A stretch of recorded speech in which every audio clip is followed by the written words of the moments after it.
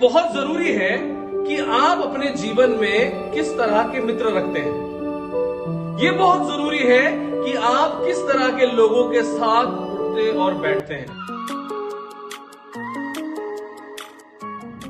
सभी को जय मसीह की। परमेश्वर आप लोगों को अनुग्रहित करे, आशीषित करे और बहुत आयत से बढ़ाए। परमेश्वर के नाम की महिमा हो।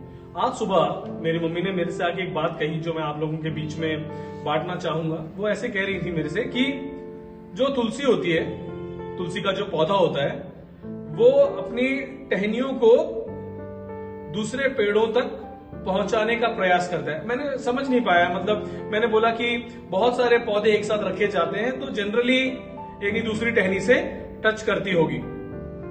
तो यही बात मेरे को समझ में आई। लेकिन उसके बाद जो उन्होंने बोला मेरे से, वो मेरे को बड़ा अच्छा लगा।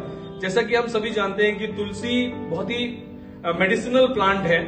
हम उसको चाय में डाल के भाप लेने के लिए और भी कई तरीकों से इस्तेमाल करते हैं अपने रोजमर्रा की जिंदगी में। तो जिस पत्ते या जिस पौधे के ऊपर भी ये तुलसी की टहनियां होती हैं, उनमें से भी तुलसी का प्रभाव आने लगता है। यानी कम से कम प्रभाव नहीं कहेंगे तो मैं ये कहूंगा कि तुलसी की महक आने लगती है। तो ये मैंने सच में महसूस किया। पहले जो है मैंने 2 तुलसी के पत्तों को सूंघा और मैंने उसको पहचाना कि ये तुलसी के पत्ते हैं।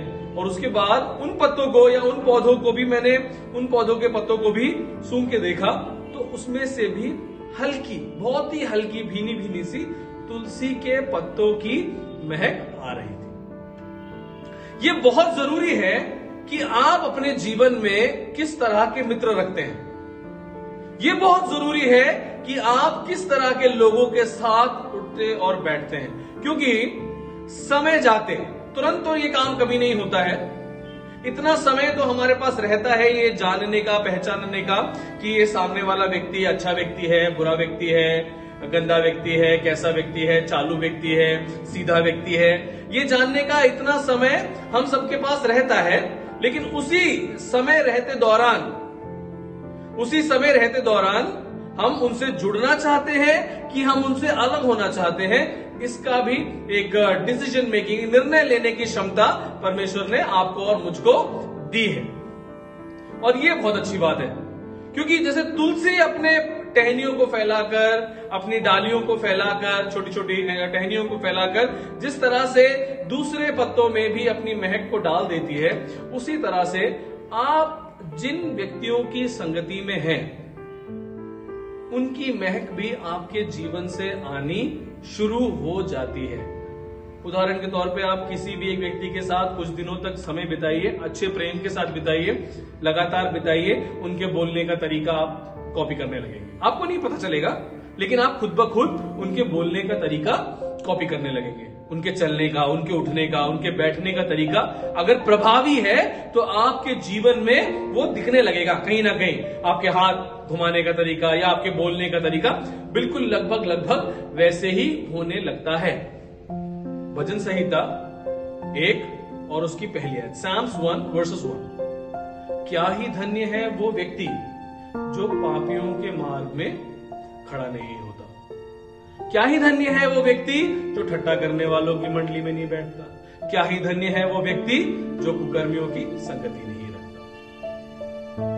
आप अपने जीवन में धन्य होने के रास्तों को बखूबी जानते हैं कि कैसे हम धन्य हो सकते हैं। या तो आप तुलसी जैसे पेड़ की छाया में आकर उसकी महक को अपने जीवन में पा सकते हैं, उसके गुणों को अपने जीवन में पा सकते हैं, या फिर अपने जीवन को ऐसे लोगों के साथ बिता सकते हैं जहां से आपके जीवन और कामों से दुर्गंध आने लगेगी।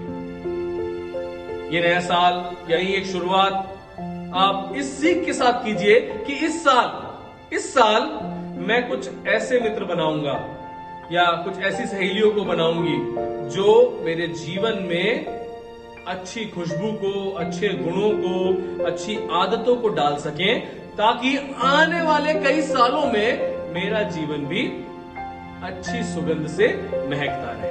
परमेश्वर आप लोगों को आशीषित करे, अनुग्रहित करे और बहुत आयत से बढ़ाए। May God bless you. Thank you very much.